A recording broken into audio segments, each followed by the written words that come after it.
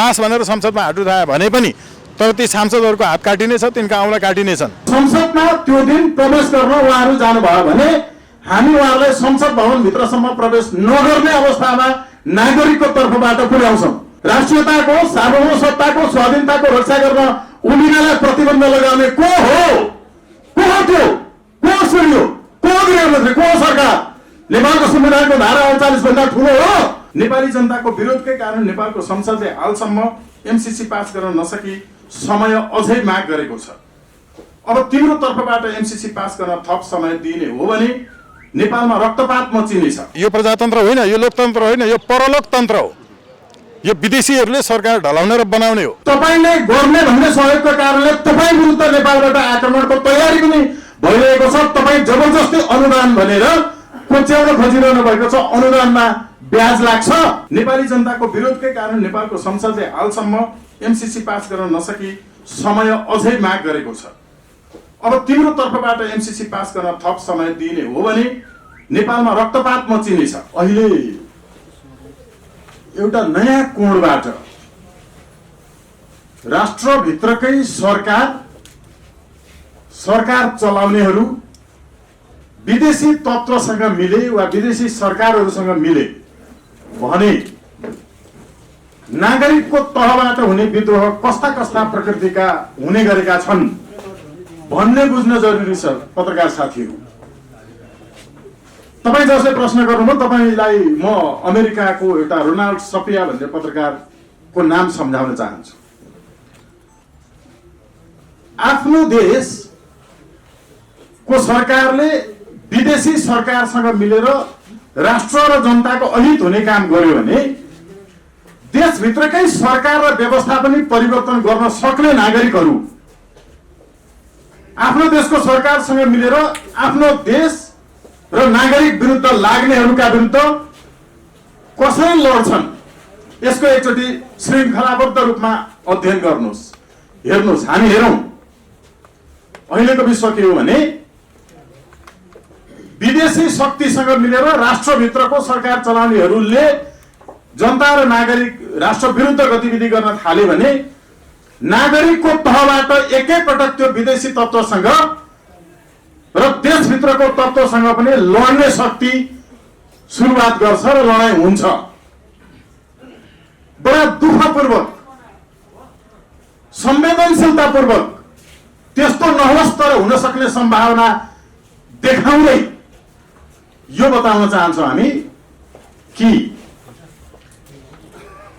Twin टावरमा कतिजना मान्छेले आक्रमण गरे? कतिजना थिए? 22 जना थिए कि 4 जना थिए? विदेशी सरकारसँग, विदेशी तत्त्वसँग आफ्नै देश विरुद्ध जब आफ्नै देशको सरकार चलाउनेहरू लाग्छन् नि षड्यन्त्रमा, त्यति बेला तपाईँ र म 2 जना 4 जनाले पनि एकैचोटि वैश्विक शक्ति सन्तुलनमा परिवर्तन ल्याउने गरिकनको आक्रमणहरू हुन सक्छन्। अहिले तपाईँ साथीहरूले गर्नुभएका प्रश्नहरूमा यी सबै जवाफहरू एकैपटक दिने हो भने हामीले पहिला शान्तिपूर्ण रूपमा यो आन्दोलनलाई अगाडि बढाउनका लागि जे बाटो कोरिरहेका छौँ त्यो बाटोमा अवरोध आउन सक्छ। त्यसैले बडा संवेदनशीलतापूर्वक हामी यो जवाफ दिइरहेका छौँ। तपाईँ अहिले हेर्नुहोस्, हामीले अहिले नुवाकोटको 398 रोपनी जमिन कब्जामा लिएका छौँ। सबै साथीहरूलाई थाहा छ, पत्रकार क्षेत्रको थाहा छ, तपाईँहरूले कभरेज पनि गर्नुभएको छ। हामीले त्यो ठाउँमा परेड खेलाएर हाम्रो साथीहरूले अहिले पनि घेराबारा गरेर बसिरहनु भएको छ। हामीले त्यहाँ कब्जामा लिएका छौँ। हामीले यो पूर्व नै बडा संयमतापूर्वक, धैर्यपूर्वक अमेरिकी राष्ट्रपति समक्ष पनि दूतावासमा प्रवेश गरेर पत्र बुझाएका थियौँ। यहाँहरूले कभरेज गर्नु भएको थियो। हामीले भनेका थियौँ त्यो पत्रमा बडा स्पष्टसँग। म एकपटक साथीहरूलाई सम्झाउन चाहन्छु। त्यति बेला हामीले उहाँहरूले पत्र हामीलाई जवाफ दिनुभयो इमेलमा पनि। 45 मिनटसम्म गएर छलफल गरौँ अमेरिकी दूतावासमा। एउटा देशले अर्को देशलाई गर्ने आर्थिक सहयोग पछाडिको दर्शन के हो? त्यो देशका नागरिक हितमा सहयोग गर्ने राष्ट्रप्रतिको सकारात्मक भावना वृद्धि होस् भनेर हो नि। तपाईले गर्ने भन्ने सहयोगको कारणले तपाईँ विरुद्ध नेपालबाट आक्रमणको तयारी पनि भइरहेको छ। तपाईँ जबरजस्ती अनुदान भनेर कोच्याउन खोजिरहनु भएको छ। अनुदानमा ब्याज लाग्छ। अघि आदरणीय भरत दाहालज्यूले प्रस्तुत गर्नुभएको संयुक्त वक्तव्यमा यहाँले बुँदागत रूपमा सुन्नुभयो। दान भनेपछि दान हुन्छ। हामीले त्यति बेला भनेका थियौँ कि प्रिय राष्ट्रपति अमेरिका जो बाइडेन कुनै पनि देशबाट अर्को देशमा गरिने आर्थिक सम्झौताको उद्देश्य जनताबीच सकारात्मक प्रभाव पार्नु हो। यस सन्दर्भमा एमसीसी को कारण नेपाल अमेरिका सम्बन्ध जनस्तरमै खराब हुँदै गइरहेको बताउनु पर्दा हामीलाई दुःख लागेको छ। एमसीसी को कारणले तिम्रो देशप्रति नेपाली जनताको भावना अझ नकारात्मक बनिरहेको छ। तर पनि तिमी किन एमसीसी अझै नेपालमा लागू गराउन चाहन्छौ? यो निश्चित छ कि एमसीसी नेपालमा लागू गरिए पनि अन्य देशमा चाहिँ नेपालमा पनि असफल हुनेछ। यसबाट अमेरिकी योजनाको असफलता अझै बढ्नेछ र अमेरिकालाई नै अझै यसबाट बेफाइदा हुनेछ। नेपाली जनताको विरोधकै कारण नेपालको संसदले हालसम्म एमसीसी पास गर्न नसकी समय अझै माग गरेको छ। अब तिम्रो तर्फबाट एमसीसी पास गर्न थप समय दिइने हो भने नेपालमा रक्तपात मचिनेछ र भविष्यमा एमसीसी आबद्ध व्यक्तिहरू पनि असुरक्षित हुनेछन्। तिम्रा कर्मचारीहरू असुरक्षित हुनेछन् र एमसीसी का कर्मचारीहरू नेपालमा असुरक्षित हुनेछन्। त्यसैले एमसीसी नेपालमा लागू नगर्नु अनुरोध सहित सही सम्बन्धका लागि नेपाली जनताको तर्फबाट हामी सबै यहाँ उपस्थितहरू तपाईलाई आग्रह गर्दछौं र यो अनुरोध गर्दछौं। विश्वास छ तिमीले आफ्नो हितको रक्षा गर्नेछौ। यो हामीले नेपालको हित त छँदैछ, तर अमेरिकीहरूले पनि आफ्नो हितको रक्षा सोच्ने हो भने उसले बडा गम्भीरतापूर्वक यो बारेमा अब समय थप गर्न जो गरिएको छ। नेपालको प्रधानमन्त्रीको तहबाट पूर्व प्रधानमन्त्री समेतले हस्ताक्षर गरेर त्यहाँको एउटा नेपालका लागि सहसचिव सरहको व्यक्तिलाई जो लम्पसार गरेर पत्राचार गरिएको छ। हामी यसको गम्भीर रूपमा राष्ट्रघात भएको मात्र होइन राष्ट्रद्रोहको मुद्दा लाग्नुपर्ने सम्मको काम यिनीहरूले गरेका छन्। म तपाईहरुलाई जानकारी गराउन चाहन्छु, यहाँलाई पक्कै पनि जानकारी छ कि एमसीसी को शेड्युल नम्बर 52 ले के भन्छ? नेपालमा नेपालको सरकार छैन भन्छ। नेपालको सरकार होइन भन्छ। एमसीसी का लागि इन्डियन सरकारको सम्मतिमा नेपालले परियोजना प्रस्तुत गर्नुपर्छ भन्छ। Nepal has to submit the project report in consent of the government of India. यो भनेको के हो? सरकार छैन नेपालमा, नेपालको सरकार मानिँदैन, नेपालका लागि सरकार भनेको इन्डियामा छ भन्छ। यति हदसम्मको सम्झौतामा हस्ताक्षर गर्नुपर्ने कारण अर्को साथीहरू म महत्त्वपूर्ण रूपमा यसै बीचमा थप्न चाहन्छु। अघि भएको प्रश्नमा तपाईले देख्नुभयो नि योगेश भट्टराईको अनुहार, तपाईले देख्नुभयो नि रामकुमारी झाँक्रीको अनुहार, तपाईले देख्नुभयो नि युवा भनिएकाहरू। एकचोटि आग्रह गर्नुहोस्, कुन युवालाई जिताउँदै हुनुहुन्छ? युवा त्यो बुवासोको नयाँ पुस्ता बुवासै हुँदो रहेछ। अहिले यति मात्र भनौं कि हामी एमसीसीलाई असफल बनाउन जुनसुकै पनि कदम उठाउनका लागि तयारीमा छौं।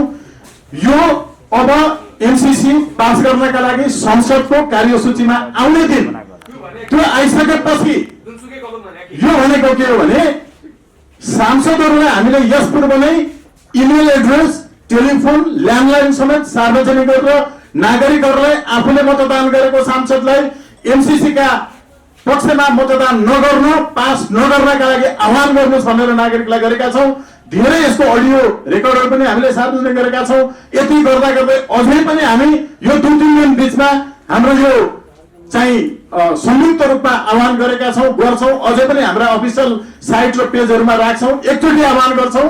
दोस्रो पटक कार्यसूचीमा आइसकेपछि त्यो दिन संसदतर्फ बढ्ने सांसदहरूको कुन डेरा कहाँ छ, कुन रोड नम्बरमा प्रयोग गर्दै जानुहुन्छ, कहाँ बस्नुहुन्छ, यो सबै हामीसँग रेकी छ, हामीले गरेका छौं।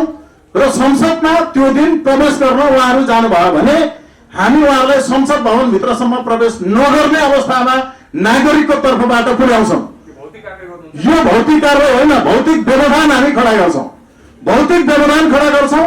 भौतिक व्यवधान खडा गरेर हामी संसद भवनसम्म प्रवेश नगर्नका लागि पहिला आह्वान गर्छौँ। प्रवेश गर्ने स्थिति रह्यो भने त्यो दिन हामी व्यवधान गर्छौँ र नेपालमा एमसीसी को कर्मचारीहरू अहिले एमसीए का कार्यालयमा जति आबद्ध कर्मचारी छन् ती कर्मचारीहरूलाई तत्काल जागिर छोड्न आह्वान गर्छौँ, नत्र उहाँहरूको सम्बन्धमा नागरिकले जे पनि कारवाही गर्न सक्छन् त्यसबाट बच्नका लागि एमसीसी सम्बद्ध एमसीए का कर्मचारीहरूलाई जागिर पनि छोड्न आह्वान गर्छौँ। सांसदहरूलाई पनि त्यो दिन संसद प्रवेश नगर्न आह्वान गर्छौँ। गर्ने जबरजस्ती भयो भने त्यसमा भौतिक व्यवधान खडा हुनेछ। मलाई मेरो नेपालको संविधानको धारा 48 ले सार्वभौम सत्ता मलाई मेरो नेतृत्व वर्गबाट छुट्याउनु भन्नुभएकोले एकदमै छोटोमा भन्छु कि नेपालको संविधानको धारा 48 ले राष्ट्रियताको सार्वभौम सत्ताको अखण्डताको रक्षा गर्नु नागरिकको कर्तव्य हो भनेको छ। त्यो संविधानको धारा 48 ले भनेको विरुद्ध राष्ट्रियताको सार्वभौम सत्ताको स्वाधीनताको रक्षा गर्न उनीहरूलाई प्रतिबन्ध लगाउने को हो? त्यो को सुन्यो? को गृहमन्त्री? को सरकार? नेपालको संविधानको धारा 48 भन्दा ठुलो हो। त्यसैले नेपालको संविधानको धारा 48 लाई सिरोपर गर्दै त्यो दिन हामी यो छातीमा गोली लाग्ने स्थिति भए पनि हामी त्यो आदेशको उल्लङ्घन गर्दै हामी सडकमा आउनेछौँ। सांसदहरूले हामी भौतिक रूपमा व्यवधान खडा गर्नेछौँ। संसदभित्र प्रवेश गर्न नसक्ने स्थिति बनाउँछौँ। तपाईँको छोरीलाई, तपाईँको बुहारीलाई त्यो दिन संसद नजानुहोस् भनेर भन्नुहोस्। घरमा भएको सांसदका बुवा आमाहरू, श्रीमतीहरू, दिदीबहिनीहरूले समेत। यसकारण सुरक्षित रहन हामी संविधानको धारा 48 को सिरोपर गर्दै राष्ट्रियताको, स्वाधीनताको, स्वतन्त्रताको, सार्वभौम सत्ताको रक्षा गर्नका लागि जुनसुकै रूपमा पनि भौतिक व्यवधान खडा गर्न तयार हुनेछौँ। धन्यवाद। अहिले जुन किसिमबाट राजनीतिक गर्मागर्मी यो एमसीसी को माहौल सतहमा आइरहेको छ, राजनीतिक दलका नेताहरू आफ्नो स्वार्थपूर्तिको लागि जसरी पनि एमसीसी पास गर्ने तर्खरमा छन्। तपाईँहरू आफूहरू स्वतन्त्र सेनानी भन्नुहुन्छ, अब के कस्ता किसिमका विरोधका कार्यक्रमहरू अगाडि सार्दै हुनुहुन्छ? अब एकदमै छोटोमा चाहिँ एमसीसीलाई यदि अझै पनि कार्यसूचीमा ल्याउने हो भने सांसदहरू नै विरुद्ध र एमसीसी अन्तर्गतको एमसीए नेपालका कर्मचारीहरू र त्यहाँका प्रशासकहरू समेत विरुद्ध भौतिक रूपमा व्यवधानै खडा गर्ने गरिकनको राष्ट्र बचाउनका लागि हामीले विरोधका कार्यक्रमहरूको तय गर्दैछौँ। अहिले हामीले यो कुरा गरिरहँदा पनि भित्र मिटिङ चलिरहेको छ र यसले पनि एउटा चाहिँ निर्णय लिनेछ। अर्को कुरा चाहिँ अहिलेसम्मको हाम्रो विरोधकै कारणले एमसीसी चाहिँ टेबल गर्न सरकारले नसकेको हुँदै हो र फेरि पनि लम्पसार परेर समय माग गर्ने गरिकन चाहिँ नेपालको तर्फबाट आफ्नो हैसियतलाई पनि विचार नगरिकन एउटा सहसचिव सरहको मान्छेसँग प्रधानमन्त्रीको तहको मान्छेले र पूर्व प्रधानमन्त्री तहसम्मको मान्छेले लेखेर पठाउने काम गरिरहेका छन्। यो स्वयंमा पनि जनतासँग चाहिँ हारेर त्यतातर्फ यो अनुनय विनय गरिएको स्थिति हो। त्यो भएको हुनाले अहिलेसम्म जसरी पास हुन सकेन, टेबल पनि हुन सकेन, त्यो जनताको विरोधका कारणले हुन सकेन र अझै पनि यो असफल हुनेछ, हामी असफल बनाउनेछौँ। राज्यसँग सुरक्षाकर्मी छ, प्रहरी छ, सेना छ, दुनियाँ छ। तपाईँहरूले चाहिँ भौतिक कारबाही गर्ने अथवा चाहिँ भौतिक व्यवधान खडा गर्ने सांसदहरूलाई, मन्त्रीहरूलाई भनिरहँदा त्यसमा तपाईँहरू कतिको सफल हुने सम्भावना त न्यून। अनि संसारभरिको सबैभन्दा धेरै हतियार छ भनेर भन्ने अमेरिकी सेना अहिले विश्वको कतिवटा देशबाट हटिसक्यो? 2 वर्षमा हेर्नु त 4वटा देशबाट हट्यो होइन? थियो त हतियार, किन हट्नु पर्यो? अनि हतियार थियो त राणाशाहीसँग, हतियारविहीनहरूले कसरी राणाशाही ढाले? हतियार थियो त पञ्चायतसँग, कसरी पञ्चायत ढल्यो? त्यसो भएको हुनाले तात्कालिक रूपमा हेर्दाखेरि चाहिँ प्रश्न ठिकै हो, तर यो वैज्ञानिक चाहिँ छैन। किनकि वैज्ञानिक चाहिँ सधैँभरि राष्ट्रवादीहरूले जित्छन्, सधैँभरि लोकतान्त्रिक शक्तिले जित्छ र यसो भएको हुनाले यसमा अहिलेसम्म पनि पास हुन नसक्नु र अमेरिकीहरू लम्पसार परेर फेरि पनि हामीसँग मागिरहनु, उनीहरू त मगन्तेको रूपमा देखिएका छन् होइन र? पटक पटकसम्म हाम्रो चाहिँ युरेनियम माग्छ, हाम्रो चाहिँ खनिज माग्छ, हाम्रो चाहिँ तपाईँको सांसदहरूसँग भिख मागेर चाहिँ यो अझै पास गर्नका लागि समय ल्याउन भनेर उसैले दिएको समय 2 पटक सकिँदाखेरि पनि फेरि अझै पनि पास गर्दै भनेर भनिरहन्छ। यो लाचारी होइन, यो त तपाईँ एउटा बौद्धिक वर्ग हो, तपाईँलाई थाहा छ कि नेपाली समाज राजनीतिक मोडमा बाँधेको छ, राजनीतिक कल्चरमा त्यो सोसाइटीमा बाँधेको छ। कोही एमालेका छन्, कोही माओवादीका छन्, कोही कङ्ग्रेसका छन्। यी पार्टीहरूले ल आन्दोलन गरौँ भनेर व्हिप जारी नगर्दासम्म सडक त रित्तै हुन्छ। तपाईँहरू स्वतन्त्र सेनानी भन्नुहुन्छ, हाम्रा 2 लाख सेना छन् भन्नुहुन्छ, आखिर आन्दोलन गर्ने बेलामा त 20-22 जना नै हो। अनि यो गुठी विधेयकलाई फिर्ता लिन बाध्य बनाउँदाखेरि कुन काङ्ग्रेस एमाले माओवादी राप्रपाले चाहिँ व्हिप जारी गरेर जनता सडकमा आऊ भनेको थियो र थिएन नि। तर हाम्रो चरण भनेको चाहिँ यो वास्तवमा त्यो गुठी विधेयक विरुद्ध पनि यो तपाईँको चाहिँ बालोटारको जमिन व्यक्तिको नाममा ल्याएको विषयमा पनि हामीले त आजभन्दा 5 वर्ष अगाडि नै मुद्दा खेपेर अहिले पनि त्यो मुद्दाको तारिख खेपिरहेछौँ। त्यति बेला जनतालाई थाहा थिएन नि। जनतालाई थाहा दिनका लागि सबै एक खालका तपाईँको विदेश भक्त मिडियाहरू चाहिँ यसको पक्षमा छन्। तपाईँहरू जस्तो राष्ट्रवादी मिडियाहरू चाहिँ यसको एक हिसाबले भन्ने हो भने स्वच्छ निष्पक्ष वस्तुगत समाचार दिइरहनु भएको हुनाले एमसिसी गलत छ है भन्ने मेसेज पनि गइरहेको छ। त्यो भएको हुनाले यो गलत छ भन्ने कुरो जनतालाई बुझाउने नै हामी एउटा चरणमा धेरै ठुलो मेहनत त गर्नै पर्यो। यसले गर्दाखेरि जनताले बुझिसकेपछि गुठी विधेयक विरुद्ध पार्टीहरूले आह्वान नगरिकन पनि आन्दोलन आयो जस्तो आउँछ। मान्छेले पञ्चायतको 2019 सालको संविधान पढेर पञ्चायतको विरोध गरेका थिएनन्, राज्यका गतिविधिको कारणले विरोध गरेका थिए। 47 सालको संविधान पढेर त्यो व्यवस्थाको विरोध गरेका थिएनन्, गतिविधिको कारणले, राज्यको प्रतिक्रियाको कारणले उनीहरूले क्रिया उत्पन्न गर्दै गएको भएको हुनाले यो विज्ञानको नियमै यही हो, परिवर्तनको र क्रान्तिको हो। त्यो नियमअनुसार हामीले अहिले पार्टीहरूले आह्वान नगरिकन जनताको बिचमा वास्तवमा एमसिसी खराब छ भन्ने कुरो अब चाहिँ बुझाइरहन पर्दैन।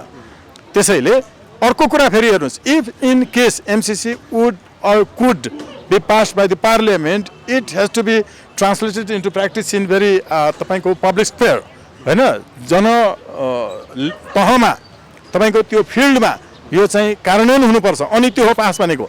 संसदभित्र हात उठाएर पास भनेर पास हुँदैन। पास हुनु भनेको फिल्डमा हुन्छ। फिल्डमा एमसिसी पास गर्ने व्यक्तिहरूका विरुद्ध यसपछि जब एमसिसीले नेपालमा बलात्कारलाई छुट गराउँछ, एमसिसीले नेपालको सरकार राख्दैन, एमसिसीले नेपालको सरकार इन्डियामा छ भन्छ यसको अनुसूची 5(2)ले होइन र। यी सबै गतिविधिहरू भइसकेपछि अब जब जनता तात्न थाल्छन् नि, त्यसपछि पास भइसकेको संसदबाट पनि अनि फेरि अर्को पटकदेखि एमसिसी फिर्ता पठाएका देशहरू पनि छन् नि। नेपाल त्यही सूचीमा पर्नेछ। इफ इन केस पास भनेर संसदमा हात उठायो भने पनि तर ती सांसदहरूको हात काटिनेछ, तिनका औँला काटिनेछन्। नेपाली जनताले 20औं वर्षपछि भए पनि तिनसँग बदला लिनेछन् र हरेक ठाउँमा भौतिक रूपमा उनीहरूमाथि आक्रमण हुनेछ। यो कारणले यो पास भनेर एक दिन पास हुँदैन। पास भनेको त तपाईँको फिल्डमा हुनुपर्छ। नेपाली राजनीतिको इपिसेन्टर भनेर भनिने प्रचण्डले समेत हामी पास गर्छौँ, केही समय चाहिँ थप्नु पर्यो, हामी सहमति जुटाउने प्रयासमा छौँ भनेर भनिरहँदा तपाईँहरू आज त बल्ल बोल्नु भएको छ रिपोर्टर्स क्लबमा आएर। अहिले यहाँलाई चाहिँ पत्र गइसक्यो होइन, यसो छ, एकदम सही हो। यो यत्रो पत्र गइसक्यो समय बढाइदेऊ भनेर होइन। हामीले यसको चाहिँ कति समय अगाडिदेखि मुद्दा खप्दै आएका छौँ, के विरोध गर्दै आएका छौँ। यो चाहिँ अब जानकारी नभएको हुनाले मैले के पनि भनिनँ, नहुन पनि पाउँछ, सक्छ हजुरलाई जानकारी नहुन पनि। तर अर्को कुरा के हो भने प्रचण्ड चाहिँ राजनीतिको इपिसेन्टर चाहिँ अब भत्काउने अर्थमा ठिकै हो होइन, बिगार्ने अर्थमा ठिकै हो, तर सिर्जनाको अर्थमा, राष्ट्रहितका अर्थमा त इपिसेन्टर होइन र। त्यसकारण इपिसेन्टर भनेको अहिले जनता नै हो। त्यो जनताको कारणले अहिलेसम्म टेबल हुन नसकेको हो। जनताको विरोधका कारणले यत्रा मुद्दा खपेर अहिलेसम्म चाहिँ हामी दौडै छौँ त। तर देश त प्रचण्डकै रोल मोडलमा चलिरहेको छ। यसो हुन्छ, प्रचण्डको रोल मोडलमा जनताले प्रतिपक्ष बन भनेर पठाइदिएको पार्टीलाई प्रचण्डले सत्तापक्ष बनाइदियो। अब हो यो एमसिसी पास गर्न जुनसुकै हालतमा पास गर्ने भनेर कस्तो राम्रो कुरा गर्नुभयो। जनताले त पठाएको होइन, खासमा त्यो मासु भातले पठाएको हो होइन। अर्को कुरा विदेशीले पठाएको हो। तेस्रो कुरा नेपालको सरकार अहिलेसम्म कुनै जनताले बनाएको होइन। जनताले भोट हालेर बनाएको कहाँ हुनु जनता? तपाईँले प्रधानमन्त्रीलाई भोट हाल्नु हो? कति वर्ष हुनु भन्नु त? कति वर्ष तपाईँले प्रधानमन्त्रीलाई भोट हाल्नु हो? तपाईँले भोट हालेर राष्ट्रपति बनाए सांसद चुन्दै गरेर त भोट हालेको हो नि। तपाईँले सांसदलाई पो हालेर छ त, प्रधानमन्त्रीलाई हो त? प्रधानमन्त्रीलाई कसले हाल्छ? जसले पैसा दिन्छ त्यसलाई हाल्छ विदेशीले। महराले भनेको सुन्नु भएन? सांसद किन्नु पर्यो, सरकार फेर्नु पर्यो, त्यसैले पैसा चाहियो भनेर चाहिनेको पैसा खनखन्ती गर्नेको अडियो सुन्नुभयो नि? संसदीय व्यवस्था हो नि हो कस्तो राम्रो कुरा गर्नु संसदीय व्यवस्थामा जनताले बनाउँदैनन् कसले बनाउँछ सांसदले बनाउँछ अनि सांसदले भोट हालेछ तपाईँ जनताले भोट हाल्यो भनेर जनतालाई भन्नुहुन्छ मख परेर this has to be very redefined what democracy is it's not the era of the Abraham Lincoln that is by the people for the people and of the people it's not BY by the people. It is BUY by the people. खरिद गर्ने. Not OF of the people. This is OFF of the people. Detachment from the people. And not for the people. It's for the people. जनता भन्दा टाढा. This is what democracy is redefined by Advanced Democratic Party. उन्नत लोकतन्त्र पार्टीले भनेको परिभाषा यो. त्यसैले यो प्रजातन्त्र होइन, यो लोकतन्त्र होइन, यो परलोकतन्त्र हो. यो विदेशीहरूले सरकार ढलाउने र बनाउने हो. This is what media should disseminate for the people. जनताका लागि मिडियाले खास यो कुरो चाहिँ भनिदिनु अहिले जरुरी छ कि यो लोकतन्त्र होइन है, यो प्रजातन्त्र होइन है. मैले भोट हालेको भनेर भनेको जनताको भनेको त्यो त सांसदले पो खरिद बिक्रीमा परेर भोट हाल्दो रहेछ र प्रधानमन्त्री बनाउँदो रहेछ. संसदीय व्यवस्था हो भन्नुहोस्, लोकतन्त्र होइन भन्नुहोस्. किनकि संसदीय व्यवस्था लोकतन्त्र होइन र अनि यति कुरो बुझेपछि त सकिगयो. र आज तपाईँहरू हामी एमसिसीको विरोध गर्नेहरू अथवा एमसिसी लागू गर्नुहुन्न भन्ने शक्ति पक्षधरहरू साना साना पार्टीहरू अभियन्ताहरू एक ठाउँमा आएका छौँ भनेर भन्नुभएको छ. तपाईँहरूले जस्तै एमसिसीको विरोध गरिरहेको विप्लव माओवादी आज तपाईँहरूसँग पत्रकार सम्मेलनमा देखिएन. त्यो कारणले गर्दा तपाईँहरू र विप्लव बीच आखिर के मतभेद छ, के छ त्यस्तो भिन्नता? कस्तो राम्रो प्रश्न गर्नुभयो हेर्नुहोस् है. यो एमसिसी को विरोध एउटा पक्ष छ अति संकीर्णतावादी.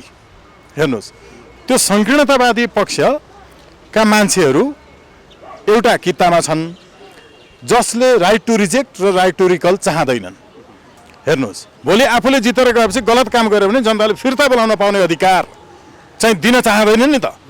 यो अहिले अरू केही वैज्ञानिक समाजवादी कुनै के भन्नेहरू छन्, यिनीहरू चाहिँ राइट टु रिकल र रिजेक्ट चाहँदैन. अब अर्को कुरा हेर्नुहोस्, तपाईँले हेर्नु भने एउटा संसदवादी धार फेरि जस्तो रविन्द्र मिश्रज्यूहरू एमसिसी पास गराउन चाहनुहुन्छ होइन र, उहाँहरू पनि राइट टु रिकल र रिजेक्ट चाहिँ चाहनुहुन्न.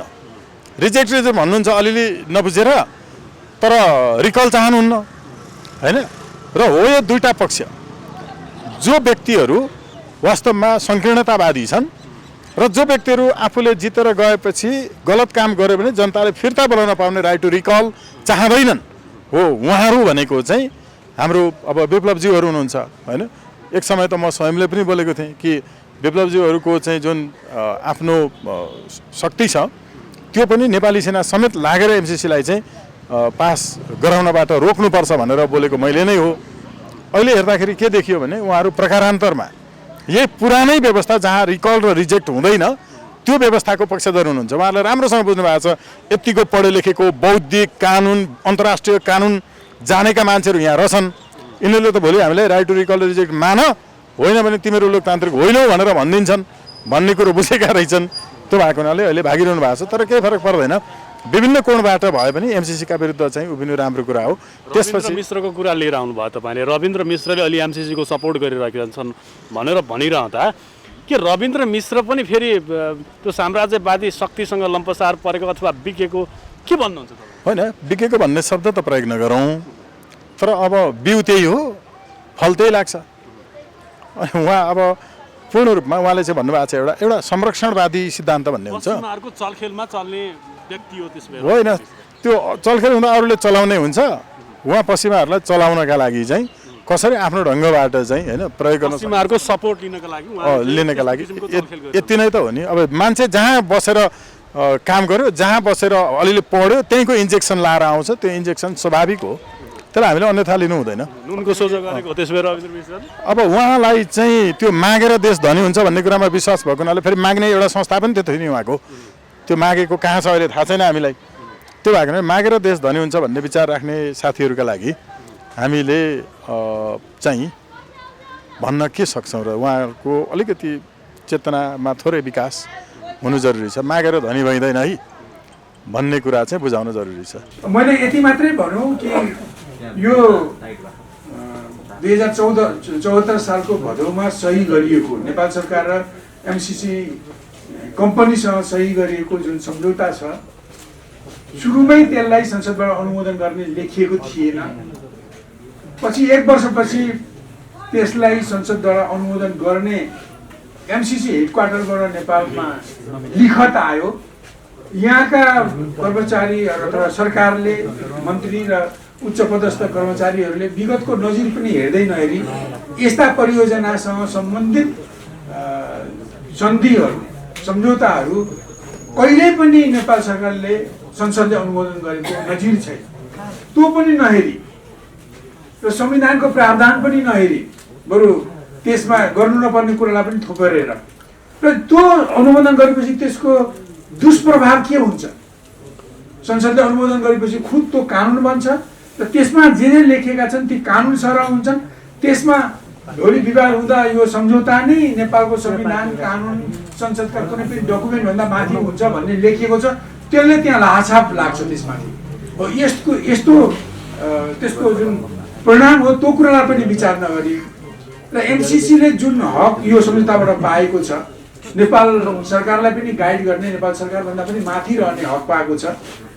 त्यो हक पनि कानुन बन्छ भन्ने कुरालाई नहेरिकन जुन ढङ्गले नेपाल सरकारले त्यसलाई संसदबाट अनुमोदन गर्ने स्वीकृति पठायो त्यो स्वीकृति अनुसार नै अब आउने फरवरी 28 भित्रमा यसलाई अनुमोदन गर्ने अमेरिकी सरकारको दबाब छ र यहाँको वर्तमान परामदेशबाट स्थापित सरकार जसको प्रधानमन्त्री श्री शेरबहादुर देउवा हुनुहुन्छ उहाँको बढी चर्को दबाब छ र त्यस अगाडि झुकेर सांसदहरूले त्यहाँका दलहरूले यसलाई अनुमोदन नगरौँ र अनुमोदन गरेर जुन नेपाललाई नव उपनिवेश जस्तो बनाउने र नेपाललाई एउटा संयुक्त राज्य अमेरिकाको क्रीडा स्थल मात्रै होइन युद्धस्थलमा परिणत गर्ने हाम्रो स्वतन्त्रता सार्वभौमसत्तालाई खण्डित गर्ने अब अमन चैनको साथमा बसेको नेपाललाई द्वन्द्वमा घसिट्ने जुन प्रयत्न भइरहेको छ त्यसलाई असफल पार्नको निम्ति सारा देशभक्त नेपालीहरू चाहे जुन राजनीतिक पार्टीमा हुन् जुन आस्थामा हुन् जुन जाति जात धर्ममा हुन् सबैले यो देशको स्वतन्त्रता सार्वभौमसत्तालाई जोगाउनको निम्ति उठ्नुपर्ने अहिलेको आवश्यकता छ। त्यही आवश्यकतालाई तपाईहरू मार्फत जनतामा पुर्याउनको निम्ति त्यो अपिल जनताको जानकारीमा पुर्याउनको निम्ति हामीले पत्रकार सम्मेलन आयोजना गरेका छौँ। अहिले हाम्रो यसको सञ्चालक लोककृष्ण भट्टराईजीले यो आयोजना गर्ने दलका सङ्गठनका अभियानका मोर्चाका यहाँ आज आउनुभएका प्रमुख नेता या नेताहरूलाई उहाँले चाहिँ आसन ग्रहण गराइसक्नु भएको छ। म यहाँलाई भनौँ त्यो यो आजको प्रेस वक्तव्यमा नेताहरूको हस्ताक्षर हुँदैछ। त्यो हस्ताक्षर भइसकेपछि चाँडै नै फोटोकपी आएर पत्रकार मित्रमा वितरण हुनेछ। त्यसभन्दा अगाडि हामीसँग त्यो पत्र भनौँ हाम्रो यो आजको प्रेस वक्तव्य यो आन्दोलनको तर्फबाट यी दलहरूको सङ्गठन मोर्चा अभियानको तर्फबाट जारी गरिने जुन छ त्यो हामीसँग छ। त्यसलाई हामी यहाँ तुरुन्तै प्रस्तुत गर्नेछौँ। यो काम गर्न हुनुको लागि मैले यति बोल्दै हाम्रो सञ्चालक लोककृष्णजीलाई अनुरोध गर्दै मैले अहिलेको मेरो मन्तव्यलाई टुङ्ग्याएँ। पछि प्रस्ताव आइसकेपछि त्यो वक्तव्यका विषयमा वक्तव्य प्रस्तुत गर्ने साथीहरूले केही कुरालाई स्पष्ट गर्नुहुनेछ। ओभरअल राजनीतिको विषयमा केही कुरा आयो भने म त्यसलाई प्रश्न पार्ने मैले कोसिस गर्नेछु। अन्तिममा हाम्रो यस अभियानको साथी नारायण शर्माजीले यहाँलाई धन्यवाद दिनुहुन्छ। यसरी यो कार्यक्रम संक्षिप्तमा हामी टुङ्ग्याउनेछौँ। यति भन्दै मैले अहिले विश्राम लिएँ। धन्यवाद।